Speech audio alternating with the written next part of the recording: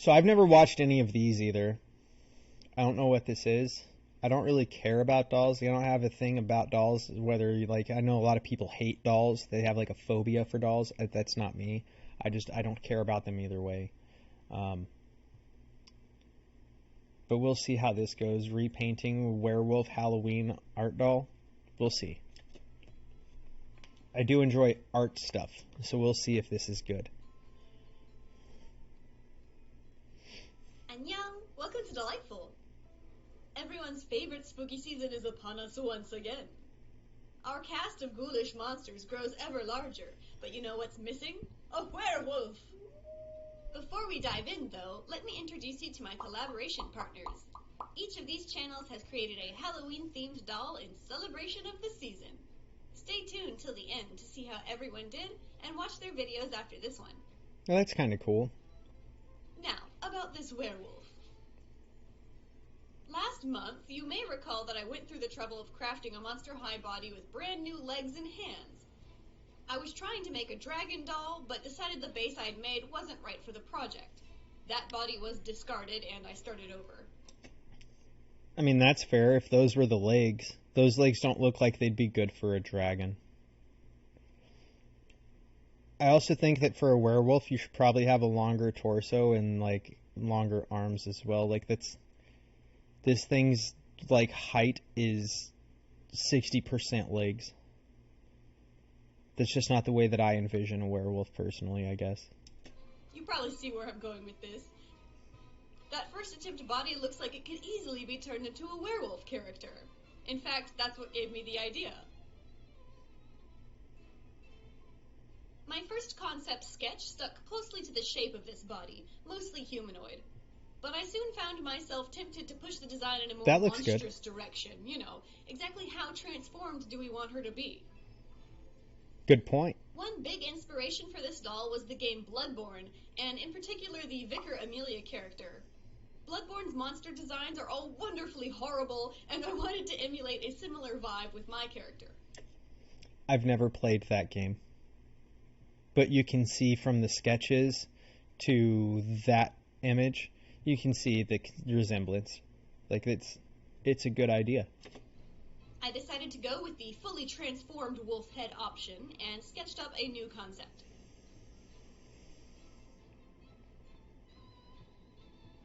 So, here's the half-finished doll.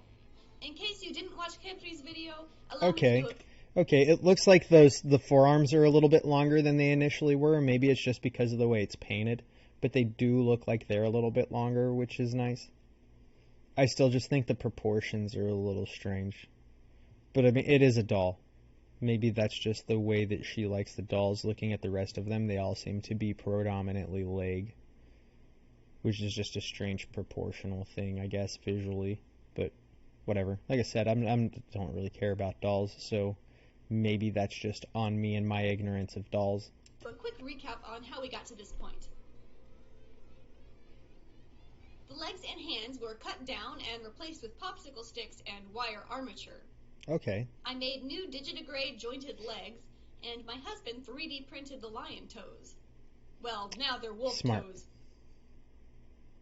I sculpted new hands and filled in the legs with epoxy sculpt and air dry clay, and I also shrank the head size down a few notches by soaking it in acetone.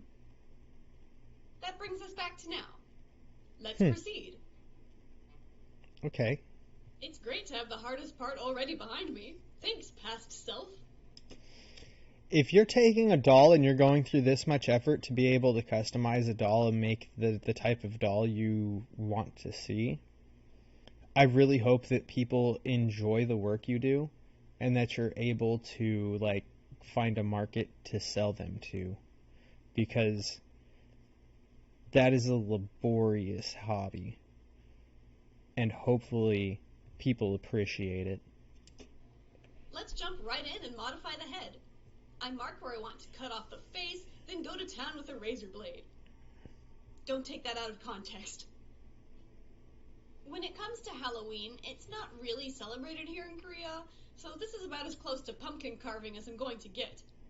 I mean, I am carving up and creating a new face, so it's kind of similar, right? Wait. So, I understand a lot of like places that like you're gonna have different holidays. But does Korea not have something that's similar to Halloween, like where you dress up in a way that the intention for Halloween, where it comes from, is that you dressed up as monsters so that when the veil between worlds was thinnest, you would not be targeted by monsters or demons or evil spirits because they assume you're one of them, and in some cultures it's because you're trying to scare them off. So that's where it comes from, and that's why it's pretty much everywhere. But is there not something like that in Korea? That would be interesting. Because it is, I know it's not everywhere that does this, but it is a huge majority of like societies have developed something like this at some point in their existence. Next up, I drill big holes into the temples. Usually a vinyl head is too squishy to drill anything, but the shrunken heads are harder, which makes it possible. Taking my trusty wire, I create a new elongated structure extending out of the front of the forehead, using the small holes we drilled to anchor them in place. Using a softer jewelry wire, I wrap up the armature so that it stays in place. I'm curious about how you get that to cover up and look right. I'll be crafting the lower jaw from scratch, starting with popsicle sticks. They get the same sized hole drilled into each of them. The key to drilling holes into thin wood like this is to go really slow, painfully slow. Going slow works. Another good tip that she's very clearly just doesn't realize is something that works, or she just doesn't want to take the extra time to do it, is you can start with a smaller drill bit and slowly or even just rapidly, depending on how much of a risk you want to take at it, just use a larger bit as you go because it has less wood to cut, so you should be able to lower the risk.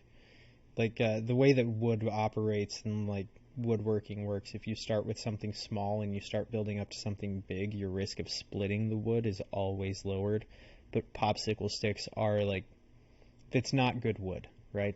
So the odds of messing up a popsicle stick are just higher because of the quality of wood anyways. But that's something else you can do if you're having issues and you don't have a lot of popsicle sticks. Just take your time and make the drill go slow. Use a smaller drill bit if you need to and build up to the bigger one, or even just use one that's kind of like half the size you want and then the one you want. And that'll all kind of help you out. And even then it might split, so just keep trying till you get it. My schematic says bolts and nuts, but the other thing she might be doing is applying too much downward pressure from the drill. Because of how fragile that quality of wood is, you might actually just need to be much more delicate, Jesus. You might just need to be more delicate in the way that you go about trying to do this. Oh shoot, I hit a button. I just needed to make sure that whoever this is at my door isn't someone with a package, because I've got one I have to sign. Anyways, let's get back to it. I'm changing it to magnets instead.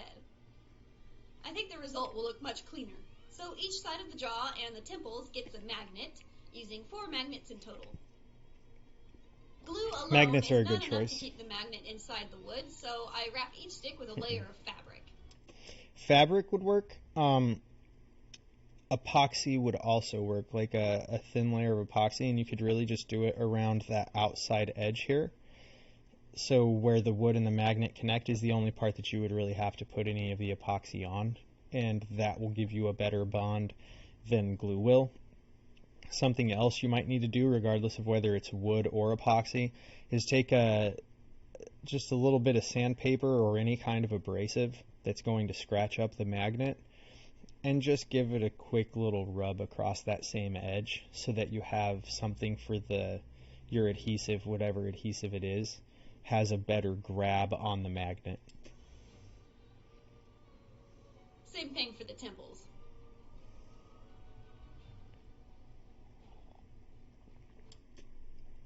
And when you're trying to glue things to this, be careful. I would once again say epoxy may work best, The portion that you cut off of the face, I would test epoxy on before I would use epoxy, because the epoxy, when it makes a chemical reaction and then it hardens.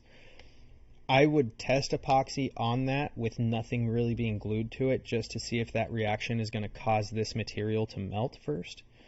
But epoxy would once again be a better choice to create that adhesion, because like glue, if you're not using the correct kind of glue for this substance, it will not stick to it. This, like rubber and plastic like this, they're very difficult to get things to adhere to and to stick to unless it's designed for that. You may have to go get like a model glue or something that's actually designed for that surface. So, just some food for thought. That looks alright. The jaw sticks need a little reshaping, though. That's fine. I cut them down and feed one more armature wire through, forming the jaw's shape and connecting it to the other side. Now, I know that she looks like a bizarre mechanical pigeon right now. She does. But I promise this becomes a wolf. Using Epoxy Sculpt, I mix equal parts of compounds A and B, then fill in the gaps and start sculpting. Epoxy Sculpt and the epoxy I'm talking about are also not the same thing. This is apoxy, and I've been talking about epoxy. They're vastly different substances as a whole. The epoxy I'm using right now is the last of a really old batch, and it turned this nasty putrid green color. But at least it still works. I mean, that's fine because you're going to paint it anyways to get your end result. It doesn't matter. She looks even more like a bird now. It does look very Oh putrid. jeez, I almost forgot the ears. She is right. It does look too. it does look very putrid and gross. That's more like it. Let's see, there you go. Now you can sculpt The it. top of the doll's head. See, I've never messed with the epoxy stuff, so it would not have crossed my mind to use that to get the shape you want, but it makes perfect sense. Like that makes perfect sense. That's a good substance for this type of thing. And it'll also give you like a similar texture, it looks like, to the rest of the doll, which is ideal. Because if somebody interacts with it, you don't want this portion to feel like you're touching like a hard rubber, plastic, metal thing, and this portion to feel like a normal, like, Barbie doll kind of material, or like a G.I. Joe or whatever. Head also needs removing. You want it to be consistent. I'm changing the skull shape quite drastically this time, huh? I mean, you have to. The wolf's face is so long, I'm wary about the size of the head getting largely out of control. Like, starting with a shrunken head helps, but I'm still worried about the head looking way too big Makes for her sense. body. Gotta keep the size down. I form a lattice over the... You do have to keep the size down, and the fact that she's making the point of the proportions of the head to everything else makes me feel like that is just like a doll thing that I was talking about earlier with the leg proportions. That may strictly just be because of like the whole this is the way the dolls are thing. Like I said, I don't know, I don't really care about dolls. the gap and reshape the skull. In the consecutive passes, I build up the lips, nose, and muscles of the face, looking to photos of actual wolves for reference. Smart. I must say, keeping the jaw detachable made sculpting so much easier. It allowed me to get Oh, at yeah. angles that would be difficult otherwise. That makes perfect sense. Once it's fully cured, epoxy can be cut, drilled through, and sanded, so I carve out sockets for the eyes. Unfortunately, I ran into my armature wire, so I had to bust out the Dremel tool to brute force my way in there. I was going to say, you may run into that wire that you had doing this. So when you're setting up your wires, you may want to take conscientious effort of remembering where those are at so that you can just completely avoid them. It'll save you the time of having to get the Dremel and put the end on the Dremel that's going to be able to take care of that, saving you time. But it'll also save you a little bit of money if you do this on like a large enough scale, because you're not only are you saving the time, but you're not using up this tip that you'll end up having to replace over time as you use it more and more. And you're also saving the blades on the razors that you're using when they run into that and it dulls them. So you don't have to replace them as often either. Like, these things aren't very expensive, but if you do this a lot, those types of things will add up. And if you can take steps that are going to mitigate having to replace them, it's going to be better for you overall.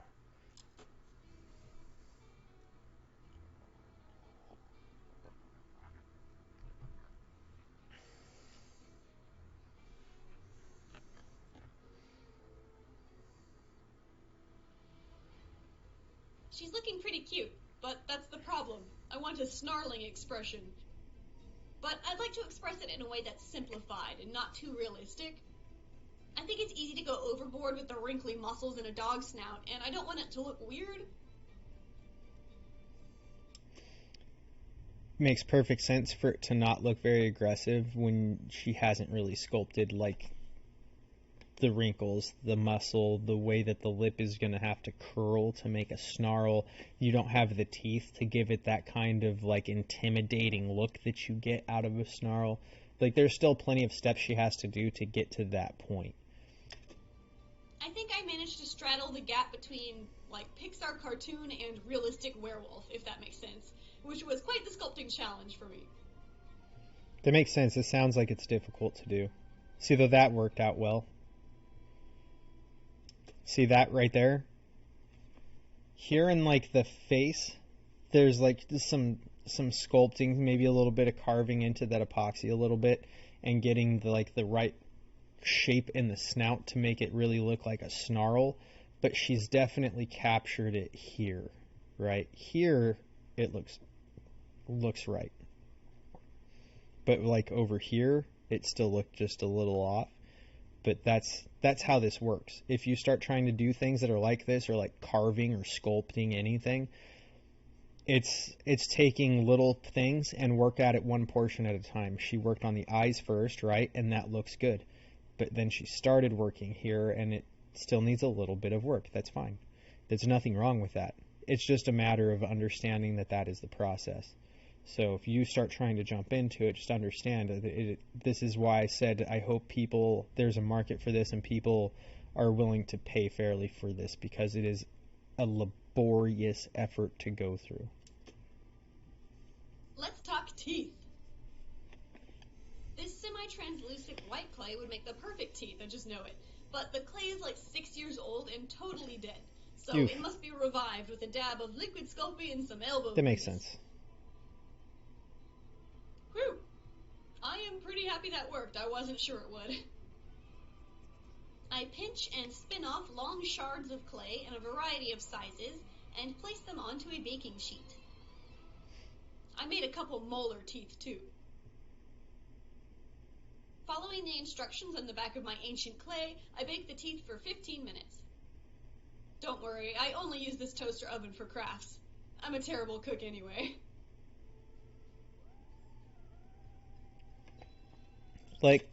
But does that even really matter?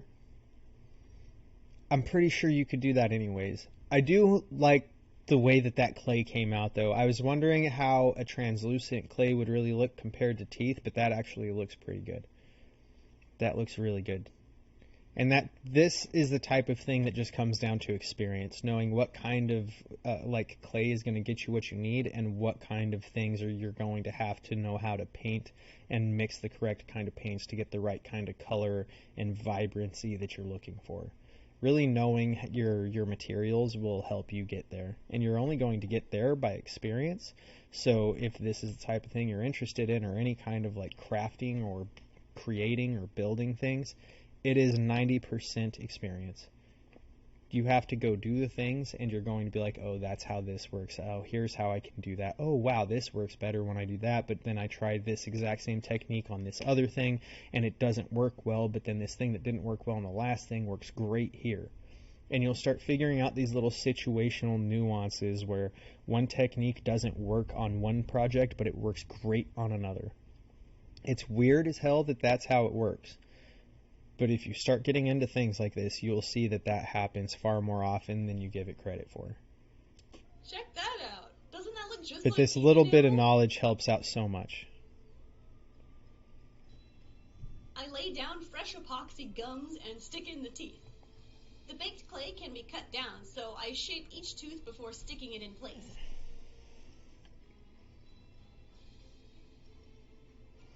It would make sense to also just shape them before you put that new epoxy in there for the although I for the exaggerate gums. the teeth a wee bit to make her scarier.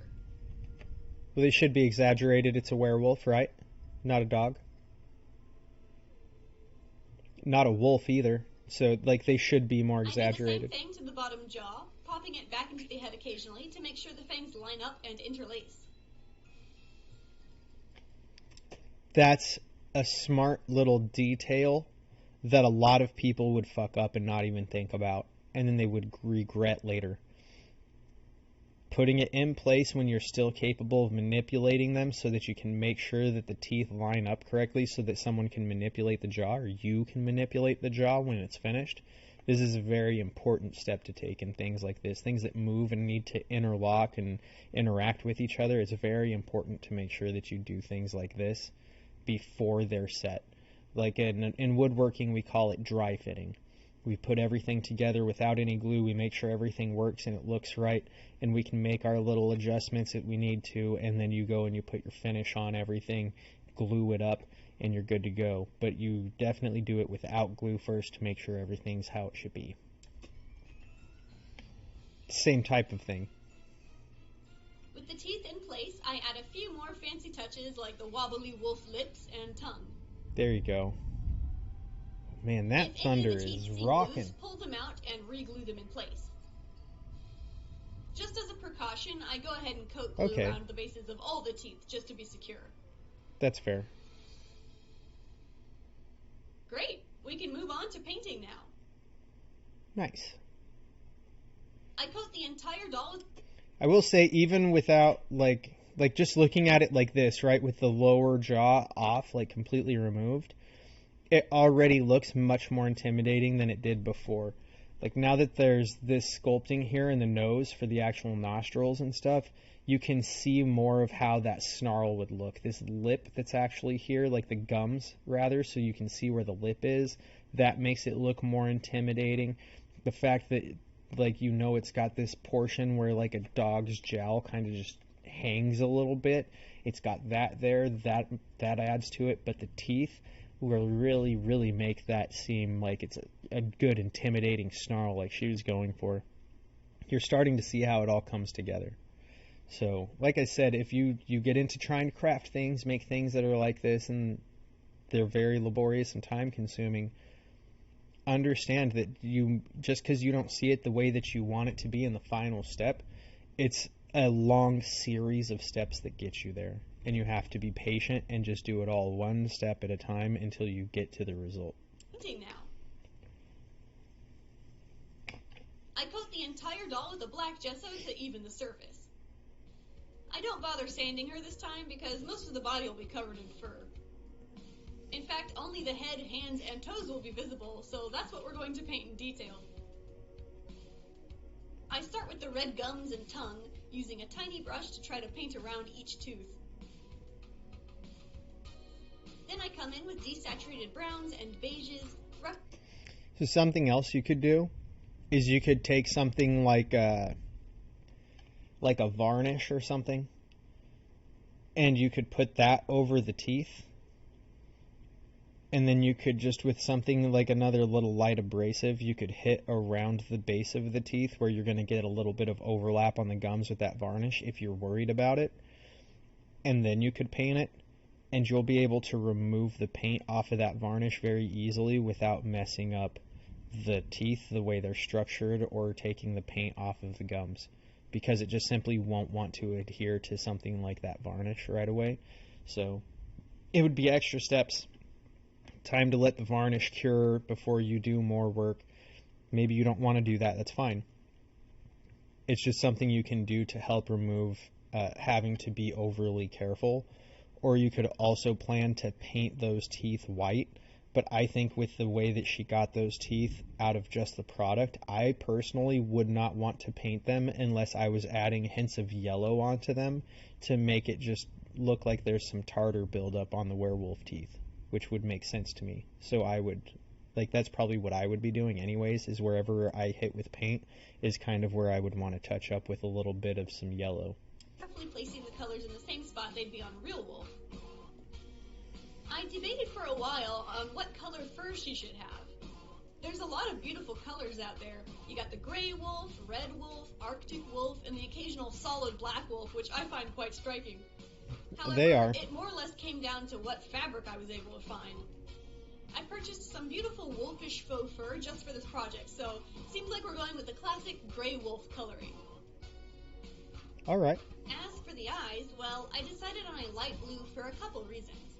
Most obviously, I think blue eyes in animals can look a bit spooky and really cool. Secondly, I read an old story where wolf people of the forest had these blue eyes the same color as a witch flower. And lastly, I want this werewolf's eyes to reflect the color red in the dark. If you didn't know, the tapetum lucidum tissue that causes some animals' eyes to reflect light can appear in different colors, and it depends on what eye color they have. That's actually really interesting. I didn't know this, but just this picture of this husky with those different colored eyes based on how it's reflecting the light from the camera, like that's kind of cool. That's an interesting little gee whiz information right there. I like it. I thought that was kind of cool. I ran across that during the research phase of this doll. Anyway, I can't actually recreate that effect with paint alone, but I'm going to try and at least evoke the feeling of reflective eyes by adding a metallic copper red pigment to the pupils. Once the paint is all done and dry, I come back with a blade and tweezers to try and scrape off the mistakes I made on the teeth. Who knew I'd be performing werewolf dentistry in this episode? Yeah, see, you're right there. That's what I'm saying would be, like, the varnish right there on the teeth would probably be a little bit easier. Like, and you could actually make this way easier to do as well and actually have just dipped the teeth into like whatever clear coat you want to use. You could just dip the teeth in that and let it cure before you put them in here. And then you don't have any overlap onto the gums anyways. And then it's just, since you have that clear coat, you're going to be able to pull that off. You just have to make sure you use a clear coat that has the sheen you want, because you probably don't want them to be like a high gloss, super shiny tooth. You probably want it to be more of like a flat, right? So you just have to make sure you get the right sheen. But other than that, and it's like I said, not a big deal. It's just an extra step, but it helps eliminate this one, because all you would have to do is basically wash it off. It would probably come off with just like a damp cloth. You'd probably just water and a cloth and be able to just rub it right off of there. I'm happy with the paint, and her teeth have been cleaned. Both methods so now work we can just move on fine. to sealing the doll with a mixture of varnish and water. I coat the doll 3 times, especially around the ears and nose, which are the most vulnerable parts of the doll. Wait. All with a mixture of with the paint, and her teeth have been cleaned. So now we can move on to sealing the doll with a mixture of varnish and water. Have been cleaned. So varnish and water? Sealing the doll with a mixture of varnish and water. Varnish and water will work if it's a water-based varnish. Most varnishes are not. They're not. If you want to thin it out so that you get what you need and you don't have a water-based varnish. A lot of varnishes now, you can find water-based clear coats. Varnish is a clear coat. You can find a lot of water-based stuff now so that it's more friendly for you to be in the environment, having to breathe it and the fumes from it, instead of breathing in fumes that are gassing off, that are toxic and can mess you up, that you should be wearing a mask around. So a lot of them now are actually, they're coming up with ways that they're changing the way they make it to have the same thing but make it water-based. But just make sure that when you do something like that, you're mixing whatever clear coat it is with the correct base. She's using varnish, and it's water-based, I assume, so it works. But if you use like lacquer, that's not going to work. You need to add a little bit of lacquer thinner. You need, like, if it's an oil base to seal, then you should be using like rubbing alcohol. There you go. Rubbing alcohol, mineral spirits, something along those lines, like a denatured alcohol is what works for that. So unless it says it's water-based, water itself is not going to work. I coat the doll 3 times, especially around the ears and nose, which are the most vulnerable parts of the doll. Her epoxy head makes her very top-heavy, so we can expect her to do at least several nose dives off the table in the future. Hopefully this varnish gives her a fighting chance. This varnish dries shiny though, and she looks like a very wet and slimy dog. See, and this is what I was talking about with the sheen. That's like a gloss or a high gloss varnish, so she's getting this very shiny finish on it, like I was saying you probably don't want. You just have to make sure you get the right sheen. It's the same thing as what you get if you go to like Home Depot and you look at the paint, and they have the little plaque that shows you like flat, eggshell, so forth and so on, to gloss and high gloss, right? So that little thing that shows you that variance in sheen, which is how shiny it is, you just need to make sure you get one that has the correct amount of sheen for whatever project you're doing. Ew. So spray a coat of Mr. Super Clear Matte Sealant on top to turn it matte once more. See, she's going for a matte sheen. You could have just gotten a matte varnish and gotten the same thing. So that's my point. That'll save you having to buy a second thing and some materials if you just like. And if the thing is if you already have varnish and it's just the wrong sheen, it may be much cheaper for you to just do exactly what she's doing. I'm not saying what she's doing is wrong at any point with any of this. I'm just trying to offer extra ways that you could kind of do the same type of thing in a different way in case this method just doesn't work for you and you want to give it a whirl. Much better. For finishing touches on her face, I use Liquitex I agree, that High does Gloss look Varnish to add much shine, better. intentionally this time, to her eyes, dog nose, and gums. Yes, that makes sense. The portions of the body that should be She's like ready for wet the or next moist. step now. Time to That show makes you that sense. fur I mentioned earlier. Gee, Oh, do wow. you think that's enough? I can make 50 werewolves with this amount. I think It's you can perfect, make though. 100. Super soft, densely packed fibers with realistic color variations. Exactly what I wanted. So It even let's get gluing. It even just like stays stuck up, like if you were to pet a dog backwards from the way their fur grows, then like it's still like that's cool. It actually moves and acts like fur. According to my reference photos, most wolves have lighter colored legs and undersides, so I begin layering Same on as a dogs, white fur yeah. that I happen to have on hand. Working on one section of the body at a time, I start low and work my way up. Makes sense. Figuring out how much fur to put on the lower jaw was tricky. Glue it too close to the throat and it would restrict movement. Glue the fur on far away from the jointed area and it would look too sparse. It took a couple tries to get the balance just right. It makes sense.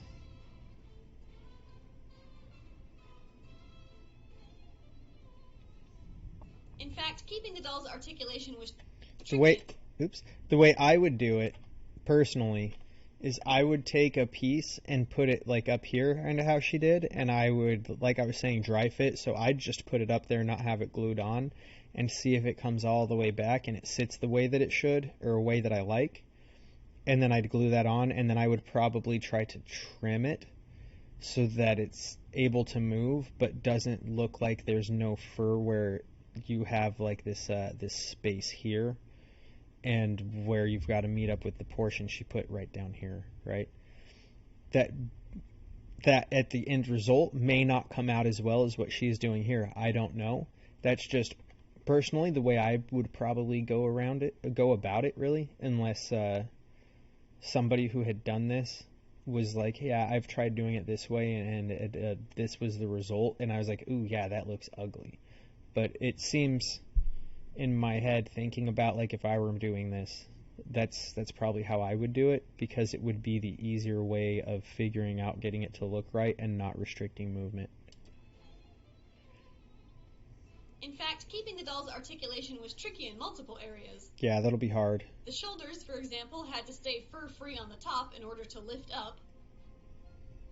Seeing right there what she's doing, that's exactly what I was going to say. I would put it in its most extreme positions all the way around, and I would put fur on the line that you draw. Like if the arm's all the way up, I would draw a line at the top portion of the shoulder, and then all the way down, I would do it at the bottom of the shoulder, and then I'd also do front and back, and just connect those 4 lines. And I would make sure that I didn't glue fur behind that line at all. I'd probably go more toward the elbow of that line than the shoulder of that line, and then I would have the fur from up here overlay onto the fur on the arm. The more area you can cover in one piece, the stronger the bond will be. Absolutely. I managed to cover a lot of ground in one go on the legs. Makes sense. Okay, now I get to add my fancy wolf fur. Here's a tip if you've never cut fur fabric before. Slide the scissors in between the fur and keep the blades close to the base of the fibers. That makes sense. This way you're cutting right at the bottom and don't risk lopping off the pretty part that's on top. That makes perfect sense. Because if you're actually cutting and you're like fully open and fully closed instead of just like little snips, where you're only trying to cut this fabric that's down here that all the fur is, or faux fur is attached to, you're going to cut this fur and you're going to end up with funky angles and it'll mess up your cuts. What you're cutting is the fabric, not the fur. Still working from bottom to top, I continue gluing on fur piece by piece, taking the time to cut off edges so that it lays down perfectly around the curves of the body and fits over the bolt heads. That makes sense. If at any point you find the doll can't move anymore, reevaluate the joints. Once the glue is completely dry, you can carve it back down to size. Before we finish up the head, it's time to add her human fur. I'd also say that if you have like a can of compressed air, that would probably be a good thing to have around, because like this little portion right here, when she cuts this off, it gets caught down here, right? And she's trying to flick it off. Okay, we didn't go back far enough. The doll can't move like anymore. Here. Reevaluate the joints. Once the glue is completely dry, you can carve it back down to size. See how she's like fighting with this thing from when it's up here to now it's stuck in the fur, and then she's still like trying to get it. If you have something like that that's just really stubborn, you can just hit that with the compressed air, it'll go away. Before we finish up the head, it's time to add her human fur, by which I mean her hair.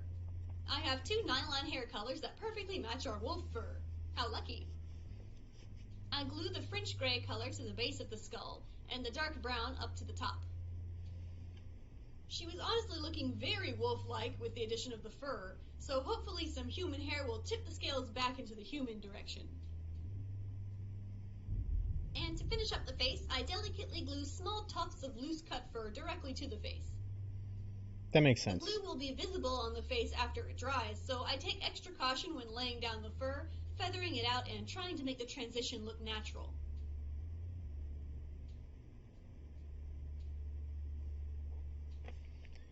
Learning to feather out the glue like that would actually be super beneficial for you to do, because when you feather things out like that, it plays a trick on the human eye where you won't notice as much, like the change in the sheen from that matte to however that glue dries if it doesn't come out the same, and it'll help detract from the way that like the distance between the surface of the face to the surface of the glue, it plays a weird like visual optical illusion type of thing on your eyes where you don't really pick up on it as much. You see it for the way it was intended versus the way it comes out because it's not a clump.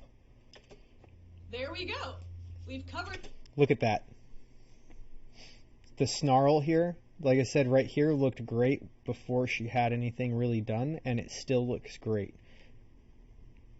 This really came together very well as well. Like the rest of that came together very well at the end. And this is why I was saying you just have to plug away till you get to what you're looking for, and you have to understand that it's a step to step to step process, and you have to approach it that way with these types of things, or else you're going to get upset that it's not how you want it before it has the chance to become the end result.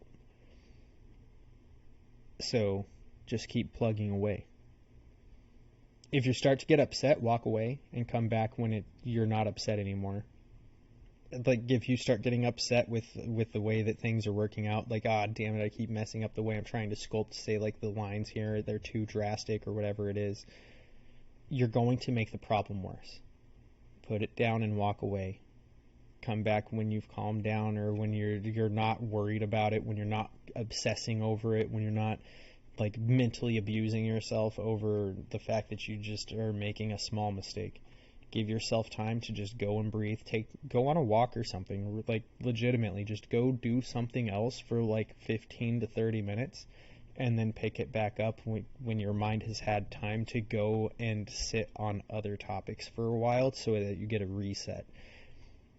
It's the most helpful thing when you're trying to craft things for when you hit that bump, is to just go do something else until your mind isn't obsessing over what you were doing anymore. That way you can come back fresh. Covered her from head to toe, but she needs a fluffy tail, doesn't she?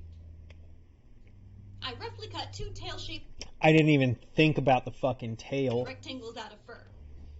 Fur fabric is actually pretty forgiving, so you don't need to be precise for stuff like this. I sew one side together, Okay. then turn it right sides out. Tuck the wire armature inside and stitch it down to the tip. Oh, I see why you did this now. Okay. That makes more sense. I think I cut out too much of the white fur, so I fixed it on the fly by rolling it up with the wire. Now, the thing is, you might feel like she said, like, I have too much of this white fur. The thing is, that white fur, if it's too much, just becomes... You just roll it up and it becomes a more bushy, thick tail instead of a more thin, wiry tail. So, like, and if you look across dogs and you look across wolves, they don't all have the same kind of tail. So this is the type of thing where when you're making stuff like this, you have much more leeway and much more grace with making a mistake and being like, here we go, and it comes out looking fantastic. These are the portions of it that are actually great when you do it, because you have so much leeway and you can actually just kind of toy with what you're doing until you get a result that you're happy with. And odds are you're going to be happy with it pretty much right away. Finish by hand stitching from tip to base. Unless you're just like unless you're a perfectionist with a specific view of, like, a vision of how it's going to look, then you're probably not going to be happy with it ever, okay? Since people don't know how to understand nuance anymore, that's how that works. Around the fur, but just keep a comb nearby to part the fibers. Ta-da! Wolf tail! Secure it to the body with a blob of epoxy glue. See, that's the kind of epoxy I was talking about. I don't like these either. I'm not a fan of these. If you use these, you really need to grab a lid or something. Preferably something that's either metal or glass, because when this, like I said, when this mixes, it's a chemical reaction and it will produce heat. I do not like these ones specifically. I'm pretty sure this is one of the 5-second one. Maybe it's 5-minute. I can't tell. You don't want one that has a short time. Get one that has more time before it hardens, because if you get one that's like, I've seen some of these things that are like 15-second cure time, impossible for you to use. You have to actually put it here. You need to mix it together a little bit so that what's in this tube and this tube mix up, or else it will not harden. You have to mix them together correctly for them to actually go through their chemical reaction and create the bond that changes it from a liquid into a hard plastic. Because that's what this is. Epoxy is you making plastic out of two liquids. So you need to be able to mix these two together. Them coming through here together does not mix them correctly. You actually need to do a little bit of mixing on your own and then utilize it. So make sure you get one that has, like, 5 minutes is fine, but I don't like getting any of them that go less than 5 minutes. I've seen some that say 5 seconds, and that's what I'm worried about this being. But I would, and if, like, you're doing something large, like if you're doing something large, like not a doll, but if you're doing something like an epoxy pour, do something that's going to take hours, like 3 to 12 hours. Like, honestly, I would go the longest possible, because then you don't have to sit there and blow heat on what you pour to get the bubbles out of your epoxy. They will naturally rise out of it over a 12-hour period. Just get the one that's going to take the longest and do it that way.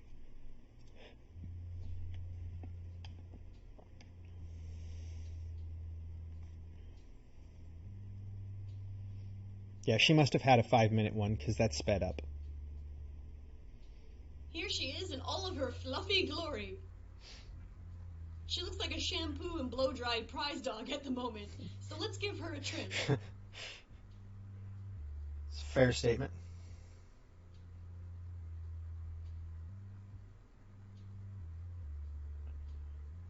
Thankfully, she regained some of good the Lord. lost shape after cutting the fur down. I don't like this However, half-cut trimming look. the fur Goodness. unfortunately meant trimming off a lot of that fancy coloring. You know, Well, the yeah. parts that made it look like real wolf fur? Yes, it did. Yes, it did. I would have left some of it longer just to preserve that, especially on the tail. Because, like, I just assume that this is how it was going to work, is you get that texture as the fur gets longer. So I would have left some longer pieces on certain portions of the body so that you could brush it through and get some of that look. Because it does look... I like this coloring in the fur far more than this coloring in the fur. Something else you can do is how she's got like the white socks here on the wrists and on the feet all the way up there. You could also just make that like 2 colors. Like, she's covering space quickly, right? Understandable. You don't have to do that. You could make the socks uneven as well, like down here. Just for instance, my dog has white socks on all 4 of his feet. Some of them, they end right here like ankle socks, and some of them, they come all the way up here. It just depends on which leg it is, and not one of them is the same as another. A lot of that fancy coloring. You know, the parts that made it look like real wolf fur? Yeah, it is a little managed to keep disappointing some of she it on lost the some of tail. that. Finally, I rub on black and brown pastels to smooth transitional areas on the face. And I also color the base of her back and the tip of her tail. I would be strongly tempted to also add pastels in the rest of it to try and revitalize the way that fur looked before it was trimmed down. I dump a ton of pigment in there and rub it around to stain the fibers, then absorb the excess with a wet rag. And that's the body done. Yeah, I don't know Let's if turn to her clothes. I don't know if you'd be able to revitalize the fur the way For that I would want inspiration to, and but I would be reference, I very look towards tempted my to do trusty so. guide, The Chronicle of Western Costume by John Peacock. A wonderful reference for any artist to have, gifted to me by my grandfather. Hey, maybe at this point, this will be when it starts to actually gain some of those humanistic traits, because just the hair on its own does absolutely nothing personally for me to associate it to humanity. Love you, Gramps! So this book is an incredible illustrated reference of fashions all the way from ancient Egypt to 1980s. But I'm most interested in French attire from the 16th century. Why? They're them French Well, dresses. as I was making this doll, I listened to a collection of classic werewolf short stories to educate myself on the ancient tales. Most of the earlier stories that seemed quite foreign to me were of French origin and described witchcraft and men transforming into the rougarou. Albeit all the old stories featured explicitly men turning into wolves, I nonetheless thought it was appropriate to clothe our she-werewolf in 1500s French attire. That's fine. Like, who cares? The French attire just says it's French attire. It doesn't have to be like a French-themed like a narrative on werewolves just because it's in French clothing at all. Pick the outfit that you think is going to look good and try to recreate that. Plain and simple. Let's give her a ruffly sleeved undershirt with a fitted bodice dress. I got super lucky because I just happened to have this shiny satin-like fabric in an appropriate pumpkin orange color. It's perfect. Oh, that's kind of nice looking. There you go. After stitching the bodice and sleeves together, I gathered the skirts, attached them to the bodice, and yeah, I think that's good enough. This garment is going to be all ripped up and disheveled, so I didn't even bother making half of it. That's So fair. now I guess we gotta destroy That's fair, and it makes perfect sense because transforming into a werewolf from a person would require a certain amount of shifting and transformation that would destroy pretty much any outfit that you have. what we've made. I clip off chunks at the bottom and stress the fabric with my hands to achieve a realistic torn look. Well, that's because I it imagine is. the dress has been You tattered as ripped the it. werewolf runs through the forest, and it catches and rips on the brush. The other accessories she has are shackles. I form shackles out of an armature wire base and clay, which I bake in the oven. I then paint them a tarnished silver with acrylics.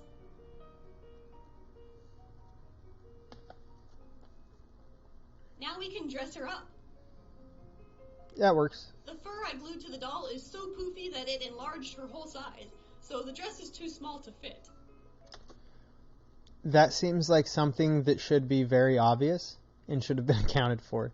If you're going to add things to the doll's body is going to be a little bit larger.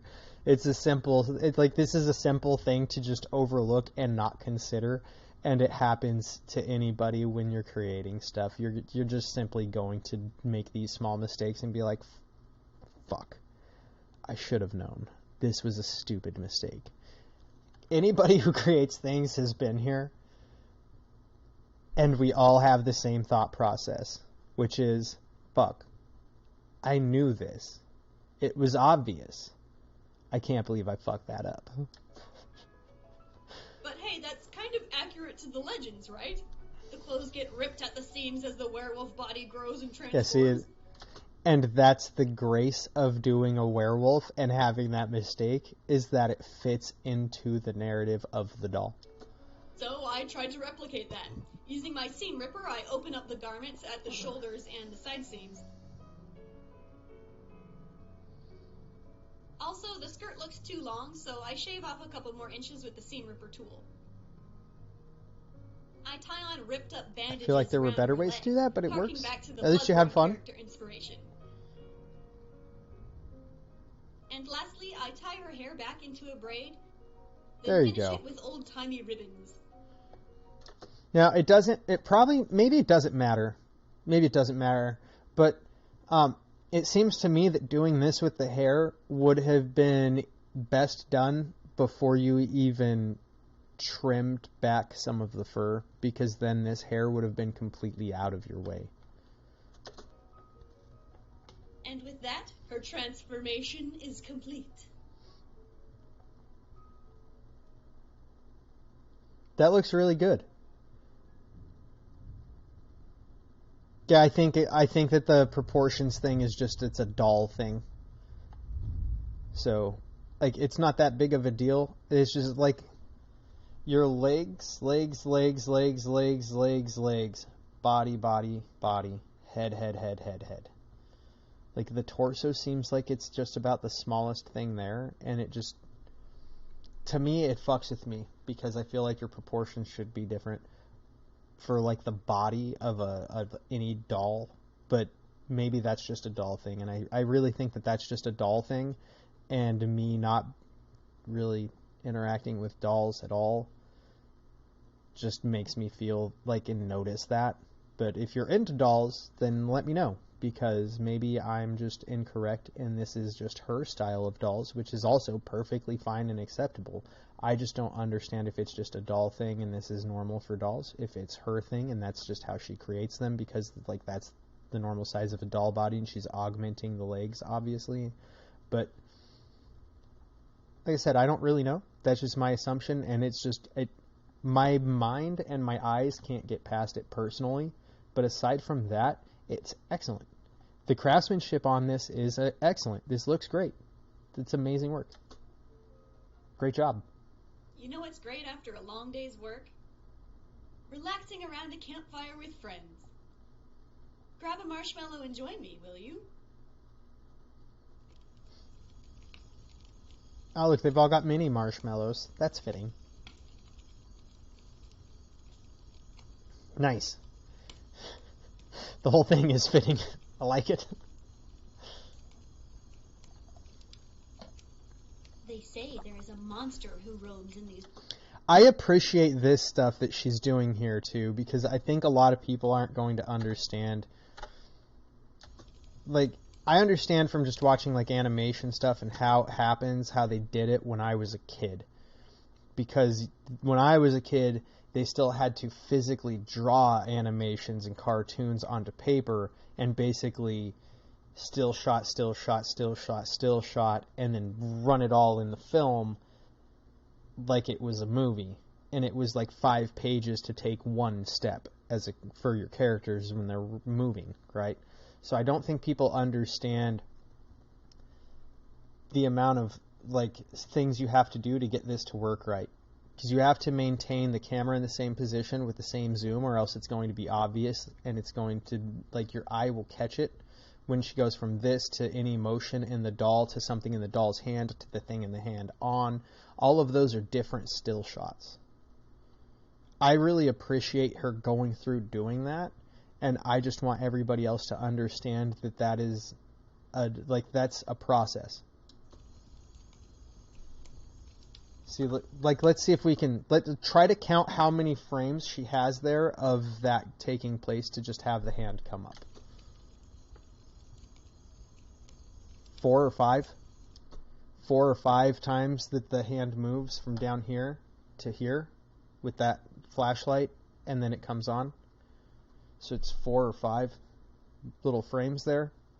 Like I said, that's a task. You have to make sure that you move that doll's arm in a way that looks right and isn't too much of a jump and is also not too little of a jump.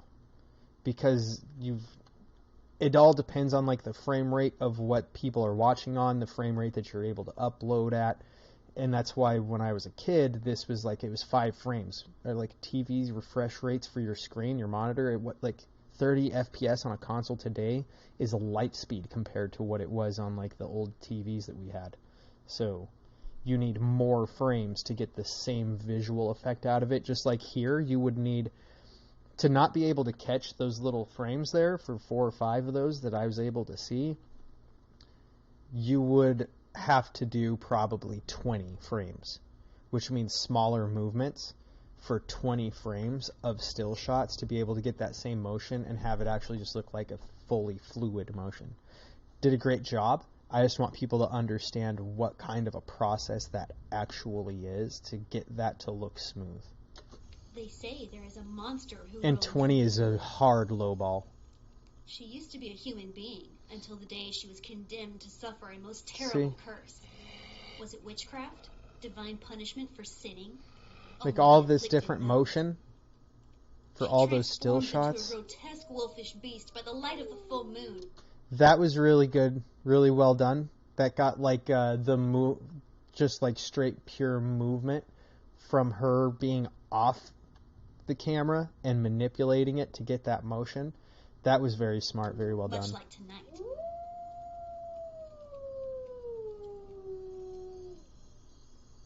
I like that she has all these little sets and everything too. She's dedicated a lot of effort to being able to put this together. I appreciate it. She can see in the dark and is capable of smelling the fear of her prey. Now, I understand if she just didn't want to buy more stuff, but you can actually get luminescent paint, and you could put like a luminescent paint over like the red in the pupils that she had there and make them glow in the dark as well. She can see in the dark. I think it's bioluminescent paint or something. Whatever. It glows in the dark. A lot of it just says glows or glows in the dark. The facial expression on the one. That was good. Tales of this infamous creature come from ancient times and has many names. Loup-garou, loup-garou, werewolf. And just when you think you've safely evaded the beast and let your guard down, that's when it gets you! Ah! Oh my gosh!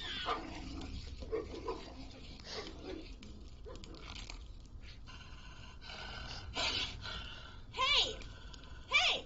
Bad dog! Drop it! Drop it!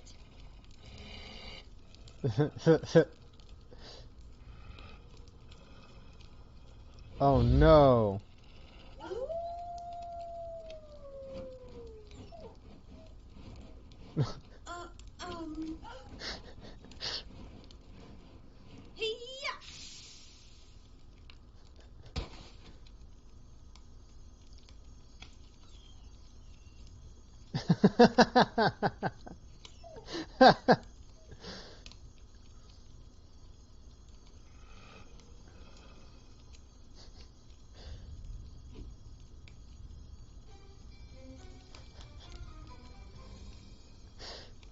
Oh man.